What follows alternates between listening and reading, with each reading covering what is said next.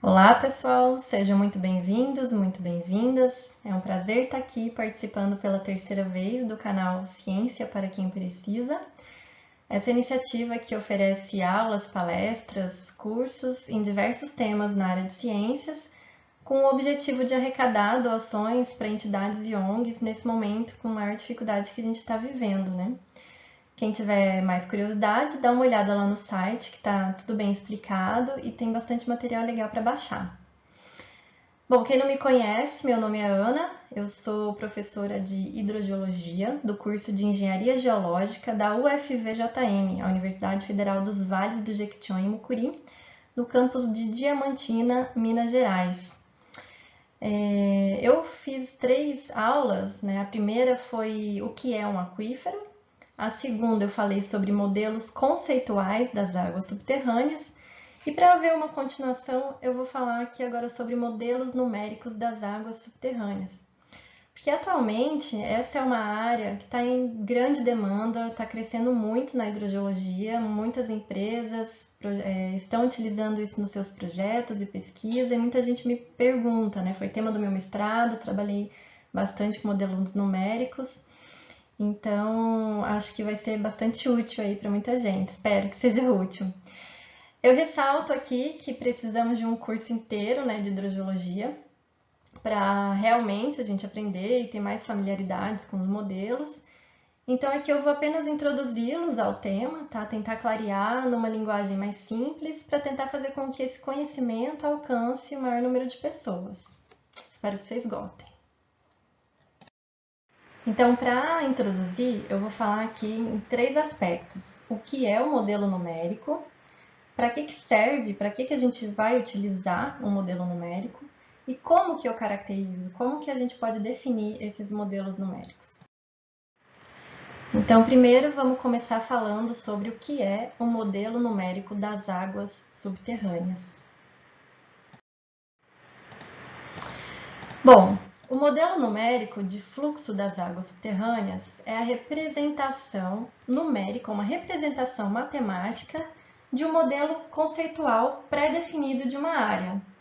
Então, primeiro se caracteriza o meio hidrogeológico, caracteriza as suas propriedades, a sua geometria, seu fluxo de água subterrânea, para depois pegar essa informação e colocar no software do computador, modelar. Então, o modelo numérico ele é a representação matemática do real, do que foi entendido do fluxo real, do modelo conceitual.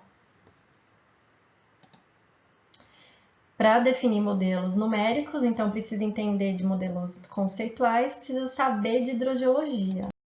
Porque se não tiver um modelo conceitual de fluxo coerente, não vai adiantar nada colocar isso no computador. Não basta operar botões de um software se eu não sei da hidrogeologia, se eu não tenho um modelo conceitual bem definido. A gente está falando aqui de movimento das águas subterrâneas. Daí o exemplo aqui da figura, né? Se eu coloco um dado inadequado no meu modelo, vai sair um modelo numérico ruim. Então, se entra lixo, sai lixo, mesmo se esse modelo estiver calibrado, né? E aqui eu chamo a atenção que o modelo numérico calibrado não significa que é um modelo bom. Então, o método de soluções numéricas vai fazer uso de equações de fluxo ou transporte de massa e consiste no modelo matemático de simulação. Geralmente são do tipo determinísticos, processados em computador. Quando eu falo aqui de um modelo determinístico, eu quero dizer que o modelo matemático ele determina os seus resultados finais a partir das condições iniciais fornecidas. Por exemplo, informações sobre um rio, sobre as áreas de recarga, áreas de descarga. E esses modelos matemáticos, essas equações, né, esses são os únicos que podem descrever adequadamente uma geologia complexa, ou aquíferos heterogêneos, anisotrópicos, com contornos de fluxo, inclusive em regime transiente, que vai variar ao longo do tempo, né, que é o que realmente acontece no real. Então, para ser possível o estudo da dinâmica da água no subsolo ou no aquífero, com desenvolvimento posterior de uma modelagem matemática, eu preciso definir uma relação entre a variação do volume da água no meio saturado num determinado ponto no espaço, né, x, y, z, em função do tempo.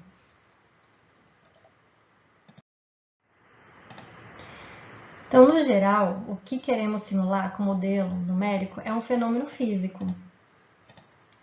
E existe uma equação que descreve esse fenômeno, que é a equação geral do movimento das águas.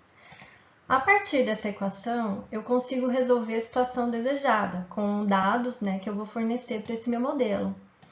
Então, eu consigo responder questões sobre o mundo real.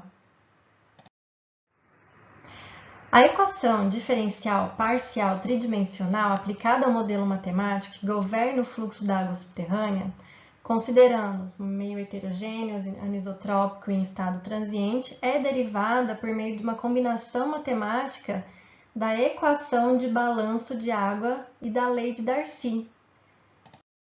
Para falar de Darcy na hidrogeologia, é preciso várias aulas, mas como aqui o assunto é modelagem numérica das águas subterrâneas, espera-se que a lei de Darcy já seja conhecida. Mas para relembrar, Henri Darcy, ele fez um experimento em 1856, em que ele pegou um cilindro, né, preencheu com material arenoso e fez várias medições de vazão para diferentes gradientes hidráulicos. E eu lembro aqui que gradiente hidráulico é a diferença, né, de uma carga, vou anotar em vermelho aqui, de uma carga hidráulica, né, ou medição feita por poços, para uma diferente distância. Então, o fluxo de água para cada gradiente foi calculado pela relação da vazão, né, e a área da seção desse cilindro. Então, a velocidade média de um fluido, ou seja, né, o fluxo, quando escoa nesse regime laminar, dentro desse leito poroso, ele é proporcional ao gradiente e inversamente proporcional à distância percorrida.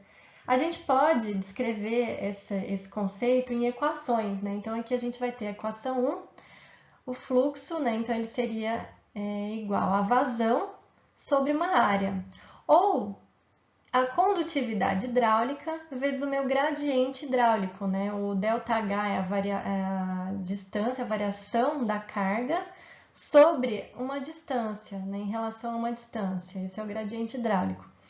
E a velocidade real é quando você tem esse resultado de fluxo com uma porosidade efetiva. Então, se eu pego a equação 1 e a equação 2, né, que elas são iguais, eu vou ter isso daqui. E aí, se eu quiser isolar apenas a minha vazão, eu vou obter essa equação. E o que significa a variação de carga em uma distância? Nada mais é que o meu gradiente hidráulico. Então, resumindo, eu posso dizer que a vazão ela está relacionada a uma condutividade hidráulica do meu meio estudado, do meu aquífero, em relação à área, né, da seção, a essa área que eu estou estudando isso, e o gradiente hidráulico, que é a variação da carga nessa distância. Essa figura, ela descreve um volume elementar representativo de um meio geológico. Então, a massa de um fluido que atravessa esse sólido, ele vai ser produto da densidade do líquido pelo seu volume.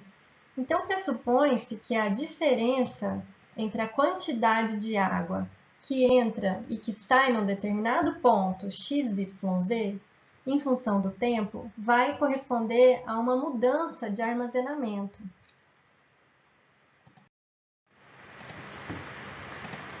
Então, essa é a equação geral do movimento da água subterrânea. Ela vai ser a derivação, né, em um ponto x, y e z, vai ser em relação à condutividade hidráulica, o gradiente hidráulico, a entrada de água e saída do meu meio em função do tempo. E isso tudo vai representar o armazenamento específico do meio geológico. O que significa um estado estacionário e transiente, né? O estacionário, ele não vai mudar a vazão ou direção do fluxo, isso é, não vai mudar esse armazenamento. Então, eu vou pegar aquela equação e vou igualar ela a zero. Eu vou só tratar em um determinado tempo, como que o meu aquífero ele vai estar em relação ao fluxo dele naquele tempo. Eu vou estabelecer, então eu vou trabalhar no estado estacionário. Agora, quando eu estou trabalhando no estado transiente, é quando muda a vazão ou direção do fluxo, isso é, está mudando o armazenamento. Nesse caso, é necessário dividir, né, entre o tempo em vários pedaços. Então, no meu modelo numérico, eu posso trabalhar num estado transiente em que eu falo, eu quero saber como está comportando o meu fluxo durante o mês inteiro, como que ele variou, né? E isso é o que acontece no real. Ok, e para que serve, né, os modelos numéricos?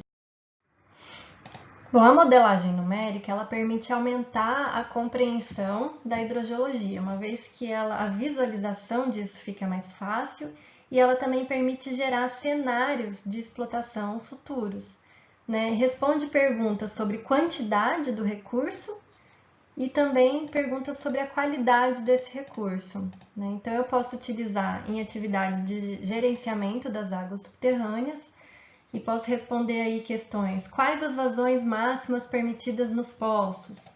É possível perfurar mais de um poço em uma região? Com que vazão? Então, se eu consigo fazer alguns cenários, se eu tenho um modelo conceitual bem definido, modelo numérico bem definido, eu faço alguns cenários e respondo essas questões, né? Qual é a área ao redor do meu poço que eu devo proteger, por exemplo, no caso de perímetro de proteção de poços? Também posso prever os impactos das águas subterrâneas decorrentes de obras de engenharia em relação a túneis, mineração.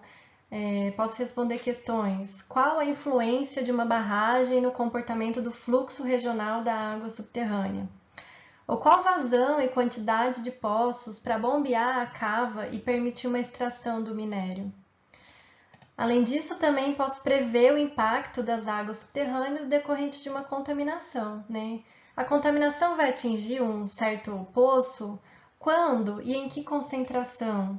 Minha estratégia de remediação é adequada? Então, tudo isso vai poder ser respondido quando eu tenho não só o modelo numérico, né, mas quando eu tenho um modelo conceitual bem definido que me permitiu desenvolver esse modelo numérico. Então, vamos lá. Como que eu defino o meu modelo numérico? Finalmente, como que a gente vai definir esse modelo? Primeira coisa, eu preciso entender qual é o meu objetivo no meu projeto. É para uma mineração? É para gerenciamento de água no município? É para uma contaminação de água subterrânea? Qual que é o meu objetivo? Daí eu vou coletar informações, né? Vou coletar as informações de nível d'água para fazer meus potenciométricos, a informação de geologia, vou a campo, laboratório, e aí identifico quais são as condições de contorno. A gente viu isso no modelo conceitual, né? Como é que está o meu rio, como que a água superficial está interagindo com a água subterrânea, se tem uma geologia impermeável que vai diminuir o fluxo em um determinado ponto. Então, quais são as condições de contorno? E aí eu construo o modelo conceitual. Construído esse modelo conceitual, finalizado, o problema ele vai ser estacionário ou transiente? Eu vou querer determinar isso para um tempo específico, para um ano X, para uma data específica, ou eu vou querer fazer um modelo numérico para ao longo de um período transiente? E aí, se os meus dados estão suficientes, eu passo para a modelagem numérica. Mas se não, então eu volto para coletar mais dados, pegar mais informações, identifico as condições de contorno, defino o meu modelo conceitual e aí, se os dados estão suficientes, eu desenho uma malha na modelagem numérica. É o primeiro ponto que a gente começa. Então, essa malha, ela vai ser com elementos finitos ou diferenças finitas? Vamos ver o que é isso. Então, existem dois métodos para desenhar a minha malha do modelo numérico. Uma malha cuja representação do valor é em um ponto na célula, e nesse caso vai ser o método de diferenças finitas, e uma malha triangular, que é o método de elementos finitos, cuja representação do valor é em uma área. De maneira geral, os modelos de diferenças finitas são os mais simples, mais usados, porém apresentam mais limitações que os modelos de elementos finitos, né? Os elementos finitos, eles permitem caracterizar melhor o meio geológico complexo. Mas a escolha entre um método ou outro vai depender do problema a ser resolvido, às vezes da escala de trabalho, da área que está estudando. Então, vai depender do modelador e do objetivo. Então, continuando, quando eu já tenho o desenho da minha malha, os métodos eu já defini se eu vou escolher elementos finitos ou diferenças finitas. Aí eu vou partir então para as condições de contorno e os parâmetros hidrogeológicos. Eu vou inserir essas informações. Em relação às condições de contorno, e aqui eu me refiro aos rios, à superfície potenciométrica, a uma geologia impermeável, a uma recarga, por exemplo. Então, vão ter três tipos. Aquele cujo limite é físico ou limite hidráulico, e ambas as duas coisas, né? Um tipo misto. Vamos ver cada um. No limite físico, o modelo ou fluxo da água, ele vai se adequar a um valor inicial fornecido por quem está modelando. Então, eu vou dar, por exemplo, uma carga hidráulica constante conhecida. Vou dar esse valor, né, fechado para o modelo, e aí ele vai se adequar em relação a esse meu valor, essa minha carga constante.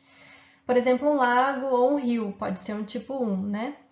Já o tipo hidráulico, ele é o fluxo que é específico, né? Então, a carga hidráulica, ela vai variar de acordo com o fluxo fornecido.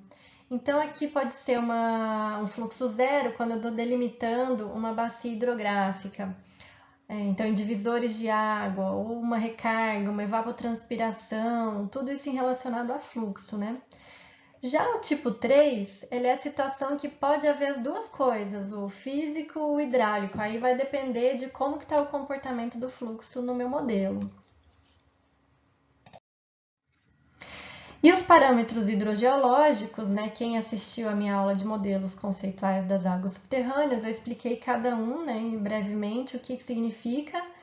Então, eu vou entrar com informações de porosidade total no meu modelo, a porosidade específica em determinadas áreas ou camadas, o coeficiente de armazenamento, dados, informações de condutividade hidráulica. Então, tudo isso são valores que eu vou falar para o meu modelo, que regiões estão mais permeáveis, transmitem mais água, tem variação do armazenamento ou não, onde os poros estão mais conectados em uma área do que outra região. Então, tudo isso são as informações de parâmetros hidrogeológicos, né? Essa figura mostra diferentes cores para diferentes camadas, por exemplo, que receberam essas informações. Ok, então depois de entrar com essas informações no modelo, que são as condições de contorno e parâmetros hidrogeológicos, a gente vai para as informações de poços de bombeamento e poços de observação. Nos modelos numéricos, um poço de bombeamento ele vai influenciar na quantidade de água que está saindo do meu modelo, né? Então vai mudar aí o fluxo da água subterrânea. Então eu preciso informar para o meu modelo a quantidade de poços, onde estão localizados, qual é o aquífero que ele está explotando, então onde está localizado o filtro, a profundidade desse filtro e a vazão, a quantidade de água que está saindo em determinado tempo. Então essa informação vai influenciar no movimento da água subterrânea, na quantidade, né, de água que sai do meu modelo. Já os poços de observação, eles são apenas para auxiliar a calibração do modelo. Então, eu vou entrar com uma informação de carga hidráulica medida no campo, ou seja, o que acontece, né, no real, na realidade, no meu modelo conceitual. E essa carga hidráulica medida no campo, ela vai ter que ser muito parecida com a carga hidráulica medida pelo modelo. Então, o poço de observação, ele vai auxiliar, então, a minha calibração final do modelo. Então, quando eu já inseri as informações de condição de contorno, parâmetros hidrogeológicos, os poços de bombeamento, os poços de observação, eu vou partir então para a calibração do meu modelo numérico. É possível desenvolver uma equação para cada nó do grid, né? Então, se existem n nós, existirão n equações, mas também vão existir n incógnitas. A diferença de uma carga hidráulica, então, em qualquer nó, né, observando essa figura, numa célula, a diferença de uma carga hidráulica nesse nó em duas sucessivas interações é chamada de um resíduo. A solução, né, uma boa calibração, vai ocorrer quando o resíduo ele é tolerável. E a gente chama de um resíduo tolerável, né, na comunidade em geral que trabalha com modelos numéricos, em 10% de erro. Então, existem dois tipos, né, que a gente pode calibrar esse modelo numérico. Em termos quantitativo, né, que ele é baseado no balanço de massa, na correlação de resíduos da carga hidráulica, ou em termo qualitativo, né, que é quando eu comparo um mapa potenciométrico hidrogeológico definido no modelo conceitual, né, o real que eu encontrei no campo e que eu medi, com a construção de um potenciométrico medido no modelo numérico, né, dado pelo modelo numérico. Essa comparação ela tem que estar muito parecida. Então, o processo de calibração, na verdade, o mais comum é de tentativa e erro. E aí, quando a gente consegue finalmente, né, realizar uma calibração com o menos erro possível e que está correspondendo ao meu modelo conceitual, aí é sucesso, está feito o meu modelo, está pronto o meu modelo. Então, eu vou partir para verificar se ele está plausível, né? Ok. Se ele não estiver plausível, se está calibrado, mas não está correspondendo com a realidade, eu volto nas condições de contorno, volto para verificar os meus parâmetros hidrogeológicos, para ver se não tem vazão de um poço errada. Então, eu volto tudo no passo a passo, em todas as entradas do modelo e verifico o que pode estar dando errado. Se não, se tiver tudo plausível, né, ele calibrou e além de ter calibrado, ele está correspondendo com a realidade, com o meu modelo conceitual, eu vou fazer uma análise de sensibilidade nesse modelo.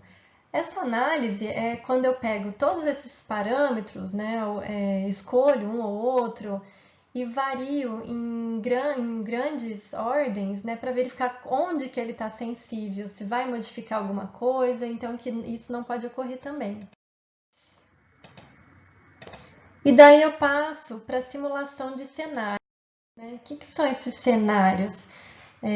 Por exemplo, no município São José do Rio Preto, que foi no caso do meu mestrado, a gente tinha uma situação que estava uma demanda muito grande, aumento considerável de poços, uma explotação de água descontrolada, e a gente queria entender como que comporta, né, o aquífero futuramente, se continuar aumentando esses poços, será que o aquífero suporta isso? Até que ponto ele suporta, né?